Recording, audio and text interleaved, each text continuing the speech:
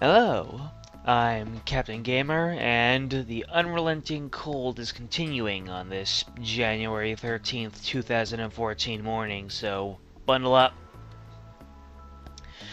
Today's topic on whatever I'm going to be calling this cast is something I think I mentioned before, or just something that's been floating around my mind, that is the concept of being a fan of something. And your definition of what a fan is can vary very wildly. I mean, at the very least, you can be a fan of something if you like something. And like always, this is going to be on the topic of movie, book, games. Whatever the term is that I coined the last time. And depending on what medium you go through, fans can be very different. So you can just have the fans that just like the thing. Then you can have the fans that are engaged in the community of the fandom. And if you are one of the lesser internet users of the people listening to this cast, yes, there actually is a subculture called a fandom around certain movie, book, games. So, for instance, Harry Potter has its own fandom, and it's just a community of people who have the utmost knowledge of everything Harry Potter. So, if you were to engage in, let's say, a forum of Harry Potter, then if you mentioned anything Harry Potter, any sort of reference, everyone will understand that. And even within a fandom, there's going to be varying degrees of who knows what about a fandom. It's really an interesting phenomenon if you have never been part of a fandom. I mean, for all we know, you have already been part of a fandom. I suppose that if you're into sports, you can be considered part of the fandom of that sport. But the term fandom, my email just went off, so I have no idea if that's gonna come up in the recording. Should be interesting if it does. Oh well, guess I'll keep Chrome closed next time I cast this. So yeah, on the subject of fandoms, it really just depends on how much you know about what it is you're a fan of. So that is the topic that I am going to talk a little bit more on. And I'm going to talk in every fandom. I'm aware that every fandom has a best and it has a worst of what it is. Like, you'll have subcultures within subcultures that kind of dedicate themselves to thinking certain ways about aspects of life which are not entirely harmless. And in these areas of the fandom, they can be kind of embarrassing or harmful at the worst, but I am not here to talk about the worst of fandoms. You have the internet to talk about the worst of fandoms. They will be all too happy to oblige if you are curious about the worst of fandoms. So, I'm not worried about the worst of fandoms being represented. I want to talk about the best of fandoms and possibly in between. At the best, fans, just fans in general, can be some of the most gracious and appreciative people I have ever seen. I mean,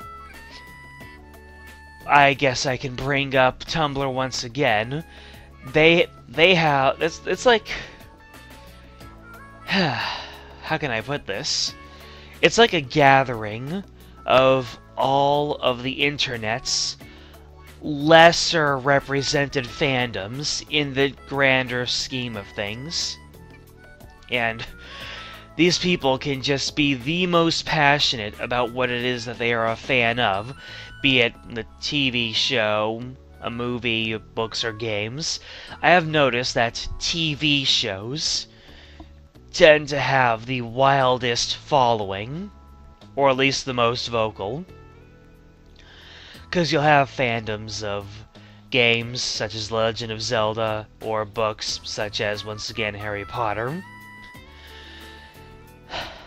So, and also, fans can be some of the most creative people as well, as you will get art based off of the things that they are fans of. And it is real art, let me tell you.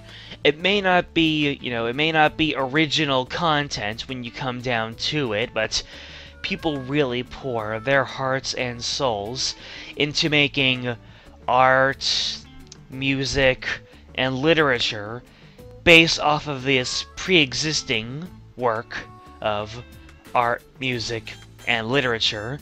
And I think that, I don't know if there's more out there, but the one, like, podcasty type thing that is similar to what I'm doing now, there's one out there called Welcome to Night Vale, and I know absolutely nothing about it, but there has been incredible works of art based off of it, which makes me want to get into a Welcome to Night Vale. But for the time being, I can just really appreciate, like, this thing that people like, this movie, book, game, or radio show, I suppose, must be that good that fans are just willing to go through all that work.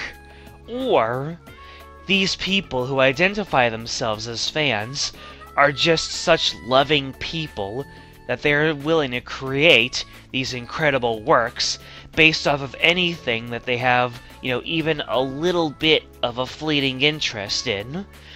And it's just amazing. These fandoms can have such strong subcultures.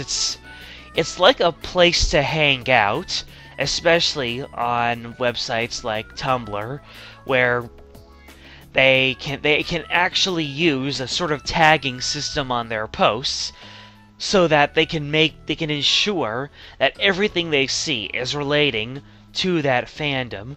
And if I have not defined what the word fandom is well enough, then please tell me so in the comments, and maybe next time, or another time down the road, I can go into greater detail. Alright, so what exactly is this all leading to?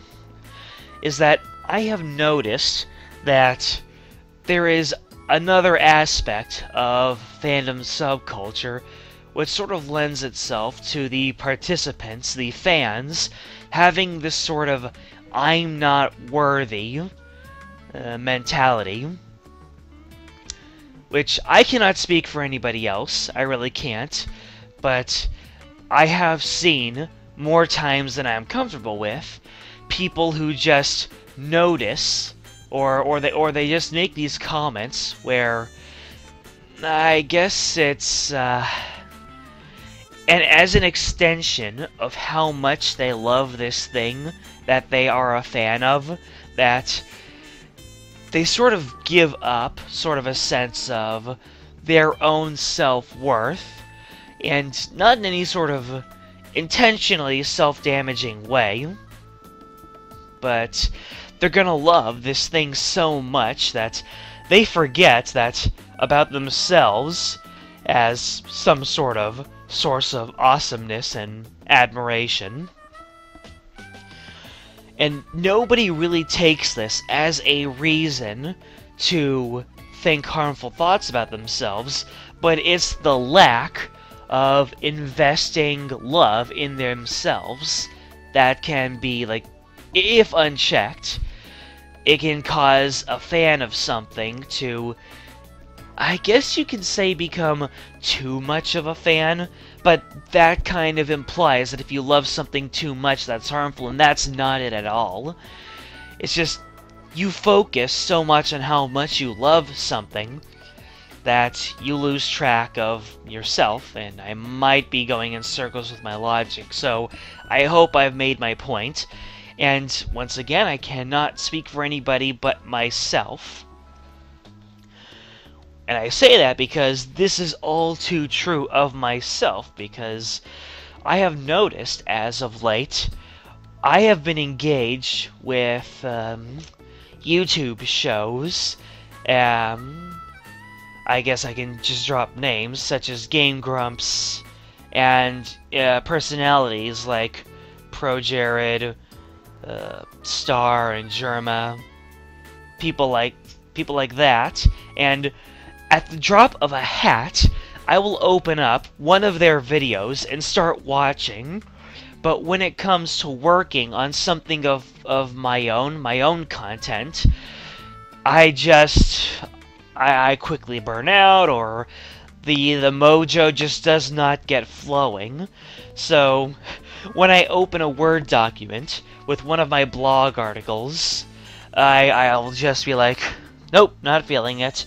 But when I see a Game Grumps video posted, I'll just say, oh, just start that up. And of course, there is the aspect that writing an article is an active thing, and watching a video is a passive thing. But I don't know. I have been active in other ways, and that's writing these short little stories. In fact, I've actually been writing little short stories based off of Doug Walker's Video Game Confessions, which all comes down to me being a fan of the original series of Video Game Confessions, and I was such a fan of that web series that it just gave me ideas and motivations to come up with my own installments. So, yeah, I guess you can say that I am more of a fan than I am a person to have fans, which is a beautiful thing in its own right, because that just means that my heart is full of love for these things that I am a fan of. But, given my aspirations, my own personal goals with my life, it is not the scope that I want to take on. So, I guess what I am trying to say is, maybe I do not want to be so much of a fan of things. It's not that I don't want to not be a fan of anything ever again. It's just, like I said before, I have to evaluate how I feel about myself versus how I feel about all these web series, and all these games that I follow, all these TV shows that I follow, and really evaluate, just give a little bit of a balance. I find myself making the sort of balance hand gestures, but on a cast I can't really communicate that, and the cameras that I have, they are not powerful enough to really be comfortable showing. I have these, it's gonna have choppy frame rates, so until then, I'm just gonna keep on doing these hand gestures and narrating myself out, so I need a balance of being a fan and being a person who would have fans. And I guess nowadays, when you call that sort of thing a content creator, so I want to have a balance between being a fan and being a content creator, and so far, that balance is skewed highly in one direction.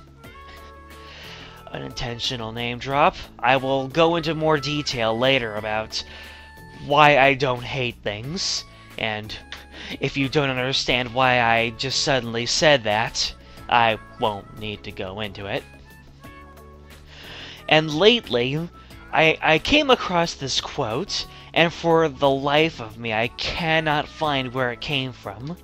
Apparently it came from a song, apparently it came from, you know, one of the great thinkers of their time, but the quote is, let me pull it up here. It's, work until your idols are your rivals. And I'm going to say that again. Work until your idols are your rivals. And, you know, I had to sit down, I had to think about it, and it is an incredible quote, because it comes with a sense of gumption, where if you have an idol, just by definition, an idol is someone you idolize, a person that is just so far above you that you just don't think of anything else but to just raise your arms at them and say, I'm not worthy, you are my idol, I idolize you. And this quote doesn't say anything about breaking the boundaries of you know, loving this person. It just says, work until your idols are your rivals. And it doesn't even say, I mean, in my perspective, it doesn't even imply that you're supposed to go to war with your idol. Simply put, just work until your skill, your presence, your acclaim is enough to be on par with your idol. So, let's say, I don't know, on YouTube, you see someone that you love so much, and I'm just gonna really lowball it here. So you have this person that you love, they have, I don't know, 1,000 subscribers on YouTube, and you're like, wow, I can't do that. But if you think about it in terms of you reaching that goal, rather than you becoming that person, then all of a sudden it's not so outside of your reach. So if you work hard enough, it is possible, it is entirely possible, to reach that 1,000 subscriber mark. As for me, I'm up to, I think last I checked, I'm up to 54 subscribers. So, if I can become a person with 100 subscribers, then I am up to I'm up to the level of somebody's idol. And in a sense, I could be that person's rival, but I choose not to be, because that really is no way to consider your goals in life. And I guess when you think about it in other terms, like in sports, you can become good enough at a sport where the one person who motivated you to play that sport, you could be their rival in terms of how far you get. But I am getting off track here. So yeah, you don't even have to consider that in terms of the other person. It's just in terms of getting that following, getting that skill, getting that passion to match a person that you've idolized. And that really made me think about all of my writing, all of my article writing, just the way that I think. And when I talked about it earlier, about how when I look at my own writing, and how I tend to get this thought that nothing, like, it won't matter if I don't get this one article done today.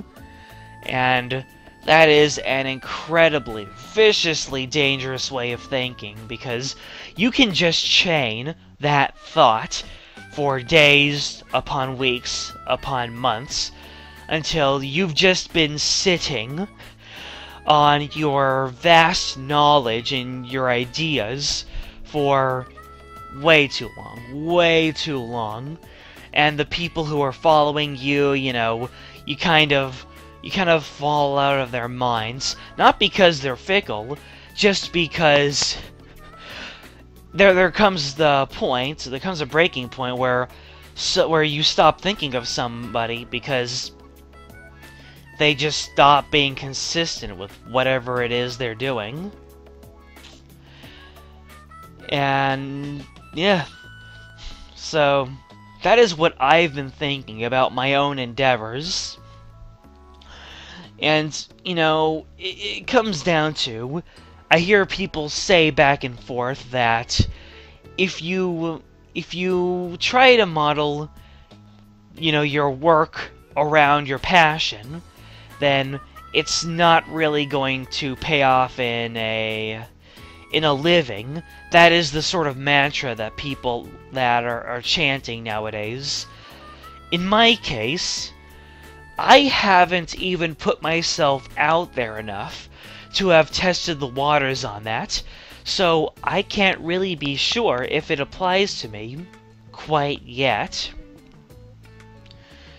So I haven't really thought about it in terms of, oh, I've tried, therefore I shouldn't try again, or I shouldn't think about it as, everyone else is terrible, I can do better than them. Those are two frames of mind that I cannot go in with, because if I compare myself to channels that are already popular, or to writers that are already popular, then of course I'm going to burn out and think that I'm not worthy, because they already have the following. I'm just building myself up. I'm starting at 0 miles per hour here, and even the best car has to go through 10, 20, 30 before they go to 60. I think I already made that analogy before, but oh well. And, you know, those are perhaps thoughts that you could take into whatever it is you want to do with yourself.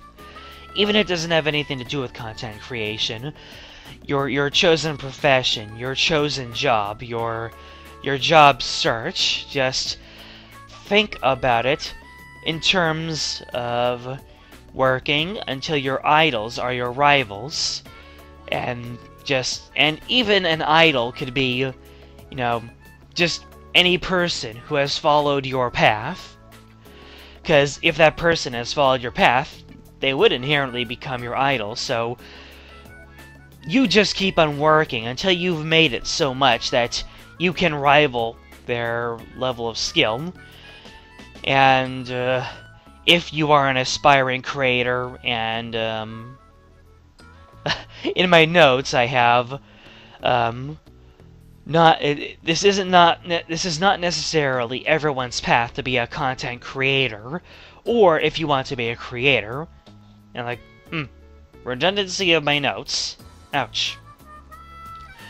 And there are plenty of examples of people who have a really great balance of being a fan and being a creator. I guess the most outstanding example of this would be a website called OC Remix, which is most known within the fandoms for creating music based off of video game music, and really creating music that really sounds like it could be professionally made. Like, an artist could put out a mainstream album using this music, and it's just incredible. And these are just, you know, regular people and creators who just loved video games so much that it inspired them to exercise their creativity to create this music that can't really be attributed to themselves entirely, because it is based off of pre-existing work, but the passion and the love is so strong that they did it anyway. I believe that's yep, I'm gonna do this, the TV tropes term for someone who loves something and makes a name for themselves because they created something based off of that movie, book, game. They're called ascended fans. And many content creators, such as what I want to be, are examples of ascended fans. They get inspired by the movie, book, game, and then they get inspired by content creators of that, and It's just a wonderful chain of people getting inspired by each other and a whole community of content creators. I mean, there's a website out there already called That Guy with the Glasses, of content creators constantly inspiring each other. And I believe there's another one out there called Reviewtopia. And you have communities like Screw Attack, which has content creators, like regular people who write articles, make videos, and stuff like that, who are constantly inspiring themselves. I mean, you can consider pockets of YouTube to also be communities and fandoms surrounding these movie book games. So, once again, I cannot speak for anyone else when it comes to pretty much everything I've said here. Pretty much everything I've said here just relates to myself, and if it resonates with anything that you feel, then I would love to hear you weigh in the comments about your own, I guess, endeavors in content creation, or just being a fan, your adventures in being a fan.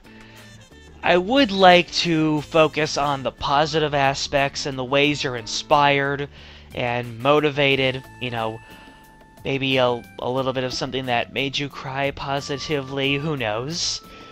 But yeah, for now, this content, this comments section will be dedicated to what it's like to be a fan and what it's like to want to create content based off of the fandoms that you have been. I mean, I would love to see some comments and even big ol' stories, because, you know, ever since Google Plus was integrated into YouTube, you can make your comments as big as possible. That is one sort of thing to appreciate, or maybe not. I mean, when the Google Plus integration happened, people thought it was stupid that you could create comments as long as you want, and I thought, really? It's stupid. You now have as much space as possible to gush your love out over something, and you think it's stupid just because it's related to Google Plus? I don't know, that just seems like grasping for straws and something to hate. And, I don't know, I think, in the grand scheme of things, I too was kind of like on the bandwagon of Google Plus might be ruining YouTube, but once I actually made my Google Plus channel for my YouTube, basically nothing happened. I'm just like, oh, well, this was kind of overblown. Or who knows, maybe Google made some adjustments that made it overall harmless. But anyways, I really got off on a tangent, and usually I like to go off on my tangents before I get into the main topic. So, next time on the cast, I'll talk about another topic, maybe relating to something I was talking about before. I had a few unresolved issues in this cast already. So, next time on the cast, I'll talk about something else. Until then, game out.